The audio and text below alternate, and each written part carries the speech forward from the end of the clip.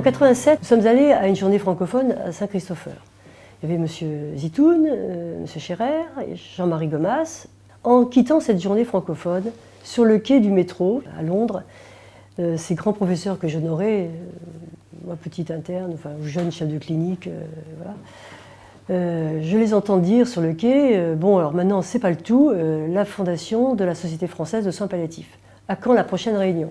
Et puis voilà, une date a été proposée sur ce quai, et je pense que quelques mois après, on s'est retrouvés chez M. Laplane, à la Salpêtrière, en neurologie, pour fonder la SFAP. Cette réunion constitutive de la Société française de soins palliatifs était tout à fait un moment extraordinaire, quoi. On s'est dit tout est possible. D'autant qu'en 87, Abivin avait ouvert l'unité de soins palliatifs à la cité universitaire. 88, c'était l'Hôtel Dieu. Mais en même temps, il y avait le Croisic, il y avait Bordeaux qui se préparait. Enfin, on n'était pas du tout les seuls, en Alsace aussi. Donc on sentait tout un mouvement. C'était le mouvement le plus passionnant qu'on ait pu vivre. Tous, on était un peu pionniers, un peu fous, un peu... Mais surtout, j'étais enfin heureuse de trouver des gens avec qui on puisse parler de médecine telle que je la conçois, une médecine tout à fait globale, pour ne pas dire holistique, ça fait un grand mot. J'ai une immense chance, c'est de rédiger donc, à l'USP, la cité universitaire, avec René Scherer et Maurice Abivin, alors que moi j'étais un jeune chef de clinique, les fameux statuts de la SFAP. Alors il y a des choses qui nous sont apparues comme très importantes pour la Fondation. C'est d'abord que le soin palliatif, ce n'est pas une opération de l'esprit. C'est-à-dire que des gens souffrent dans des conditions intolérables, insupportables. Et donc tout simplement, c'est du bon sens, c'est le sens du bon. On veut éviter ça à ces gens. Ça ne va pas plus loin que ça. Mais après, on voulait que la SFAP soit une société savante. La société savante, ça passait par une reconnaissance universitaire et ça passait par des travaux de recherche. Au jour d'aujourd'hui, on n'y est pas encore. Parce qu'on rencontre beaucoup de résistance, mais aussi parce qu'on avait mis dans les statuts cette complémentarité absolument passionnante et intuitive entre les professionnels et les bénévoles d'accompagnement. L'idée, c'était que le médecin hospitalier, ou que le médecin généraliste, se préoccupe des soins palliatifs. Et ça, c'est une dimension qui est très importante. À la fois, il faut spécifier la médecine palliative, et à la fois, il faut les diffuser partout. Voilà, ça prend du temps, ça prend 1, 2, 3 générations. J'étais le secrétaire général fondateur de la Société française, donc j'étais vraiment au cœur de ce petit groupe d'une trentaine de personnes qui a déposé les statuts, préparé les statuts, mis en place les premières formations. Ça a été une période exaltante, créatrice, mais de militants. On n'était absolument soutenu par personne.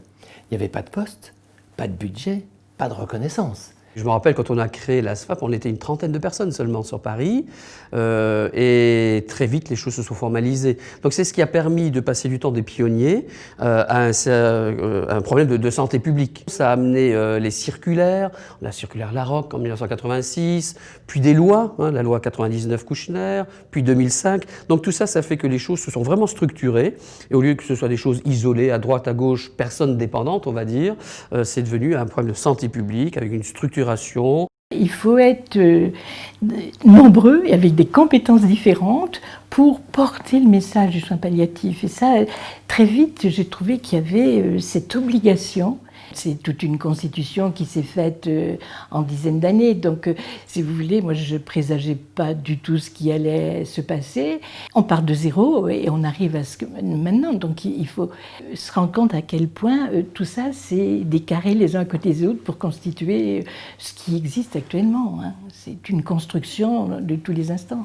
J'ai eu la chance, pendant ma présidence, de vivre des grands événements politiques concernant les soins palliatifs, puisque on a eu effectivement la première enveloppe financière dédiée aux soins palliatifs, donc annoncée par Kouchner au Congrès de Lyon, c'est en 98. La loi qui a été promulguée en 99, et je trouve que c'était plus Lucien Neuwirth que Bernard Kouchner, mais bon, il y avait peut-être une rivalité pour la paternité de cette loi. Et puis, je dirais une prise de conscience au niveau du ministère de l'enjeu des soins palliatifs. Moi, ce qui m'a frappé, c'est que nous, on venait du terrain. Et moi, j'ai toujours parlé en m'accrochant, je dirais, à mon expérience de terrain, que je venais, je ne sais pas dire ou clamer comme ça dans les bureaux du ministère.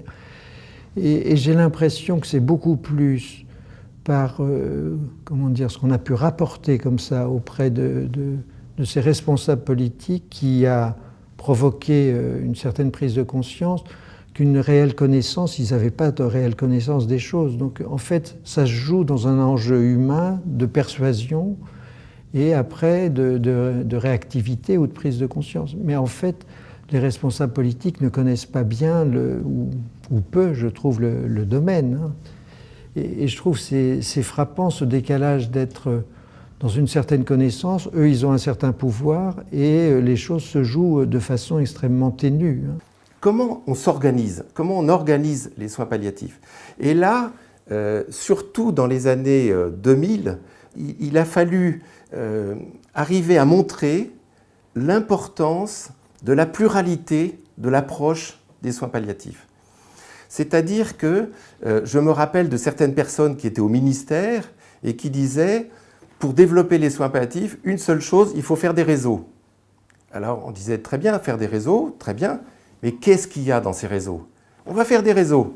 Mais qu'est-ce qu'il y a dans ces réseaux? Nous, on avait l'impression qu'on allait proposer une coquille vide, c'est-à-dire qu'on allait faire des réseaux, il allait y avoir 5 personnes, et puis derrière, rien. Donc nous nous sommes, alors on ne va pas dire battus, mais en fait c'était quand même ça, pour que toutes les dimensions qui apparaissaient sur la circulaire de 86 apparaissent, c'est-à-dire des équipes mobiles, des unités de soins palliatifs, des réseaux, des référents, toute cette dimension-là, qu'elle puisse proposer un panel qui permette de répondre à la personne là où elle est. C'est pas seulement on va créer des unités de soins palliatifs et on va mettre les gens dedans. Non, c'est si la personne est à domicile, qu'est-ce qu'on propose pour aller lui apporter à domicile ce dont elle a besoin? Si elle est dans un service de cancéro, qu'est-ce qu'on propose pour aller lui porter dans ce service-là? Vous voyez, toutes ces dimensions-là. Mais avec des situations qui nécessitent à certains moments un lieu spécifique dans lequel on va pouvoir apporter le maximum de compétences pour répondre aux besoins de la personne. Et là, c'est un peu le bout de la filière, ce sont les unités de soins palliatifs. Mais on s'est vraiment battu pour que ce soit un ensemble. Je me suis trouvé amené à présider la SFAP au moment de l'affaire qui avait été très médiatisée, de l'affaire Vincent Imbert. Et finalement, ma présidence a beaucoup tourné autour de ces questions qui envahissaient le champ médiatique, sur les questions d'euthanasie, de fin de vie. Ça a été, le temps de ma présidence a été le temps de l'élaboration de la loi relative aux droits des malades et à la fin de vie, la loi Leonetti.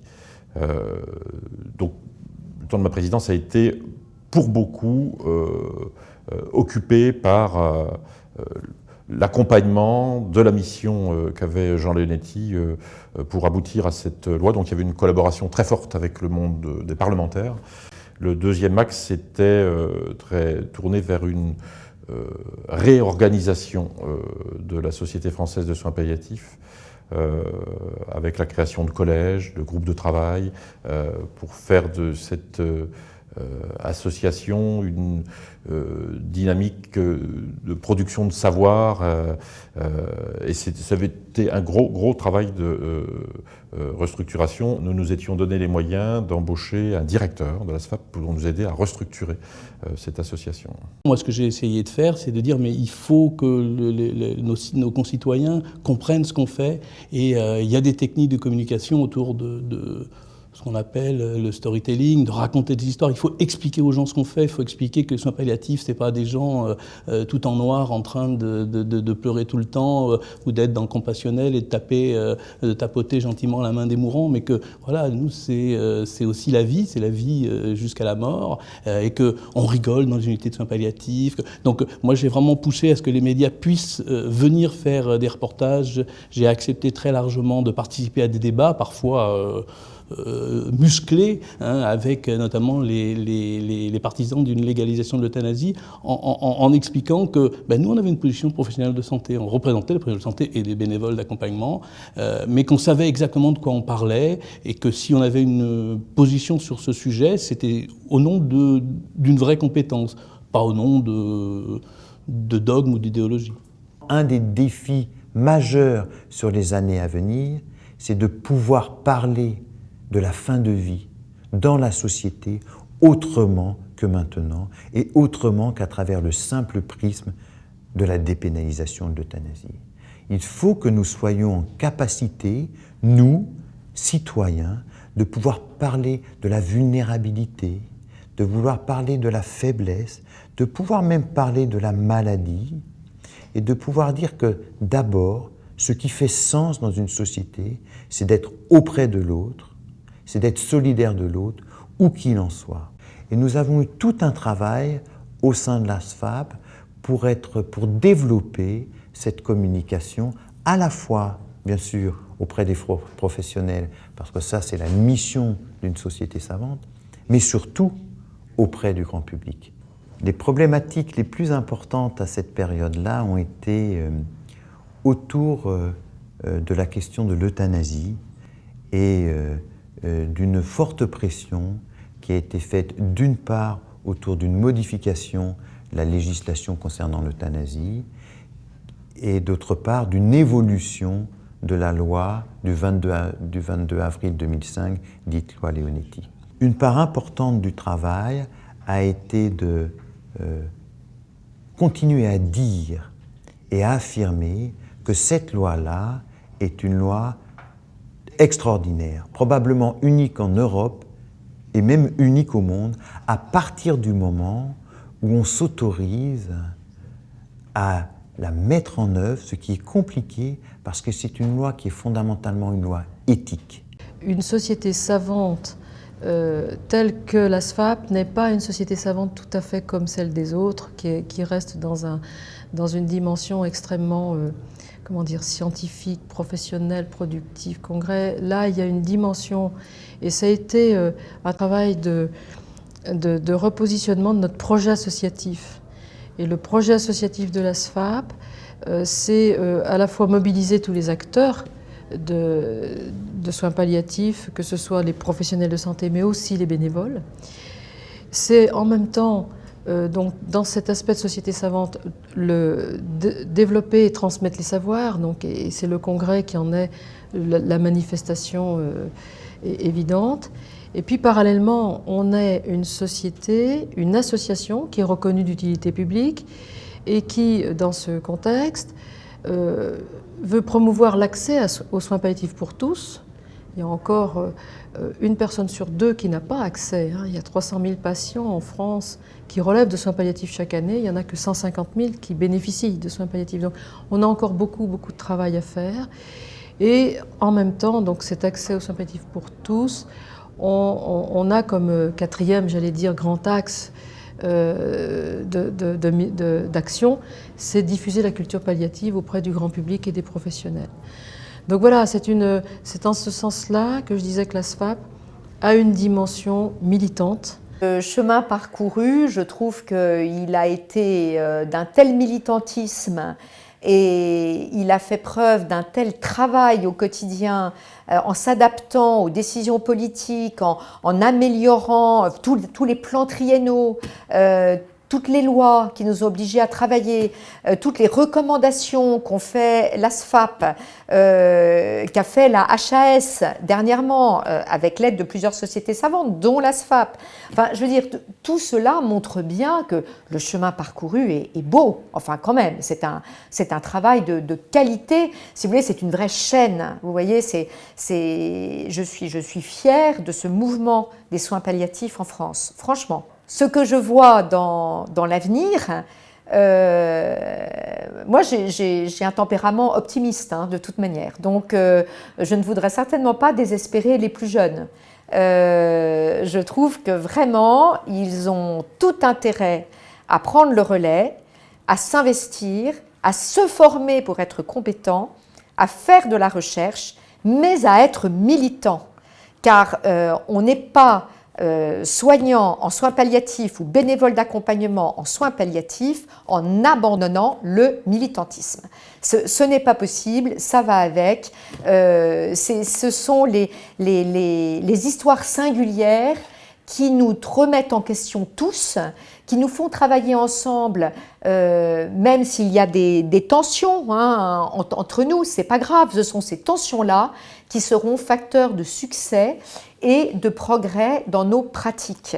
et nous devons être au service de la société, à condition que la société respecte aussi l'éthique des soins palliatifs, notamment celle de faire en sorte que la mort reste un processus naturel, quoi qu'on en dise. Ça fait partie de notre charte et c'est important, il faut bien un repère quelque part.